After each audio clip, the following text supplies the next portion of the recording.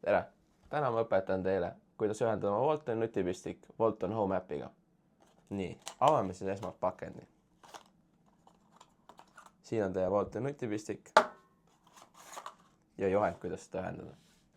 Esimene samm, ühenda oma Waltoni nutipistik vooluvõrku. Vaata üle, et sa ühendaks oma nutipistikut 5 GHz Wi-Fi võrku. Samm number 2. Lae alla Walton Home äpp. Sisestage oma emaili aadress.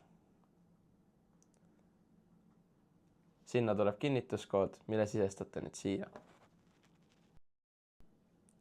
Lisage esimene asukoht. Lisage asukohale nimi, valige riik ja siin saate ka impordi ja eksporditasud ära määrata. Üleval on ka lihtne valik Elektrilevi valikute vahel. Kolmas samm, lisage uus seade. Lubage ka ligipääs oma kaamerale ja skanneerige QR-kood. Vajadusel saate ka manuaalselt selle koodi sisestada. Neljas samm, ühendage oma telefon Waltoni Wi-Fi võrguga. Selle jaoks on vaja minna Wi-Fi sätetesse. Ja siis tuleb ette Wi-Fi võrk nimega Walton, seadmekood ja 4 suvalist numbrit. Ühendage sinna Wi-Fi võrku ja teil avaneb seadistusaken.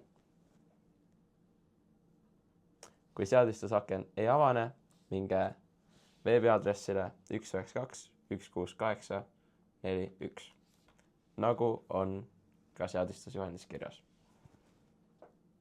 Nii, valige siit oma kodu Wi-Fi võrk ja kirjutage sisse Wi-Fi parool ja salvestage oma valik. Nii kaua, kuni seade proovib ühendada teie Wi-Fi võrguga, selleks läheb umbes 30 sekundit. Nii, nüüd ta on ühendanud ja võite oma seadme tagasi ühendada kodusesse Wi-Fi võrku.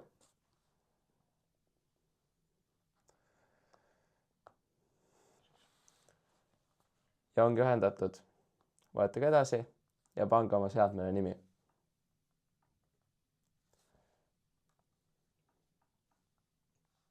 Siin saate valida erinevate seadmete vahel, mis on kõige kasutatumad.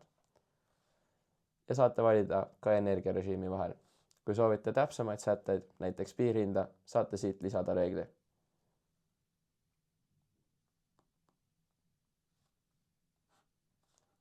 Salvestage, lõpetage seadistamine ja ongi ühendatud.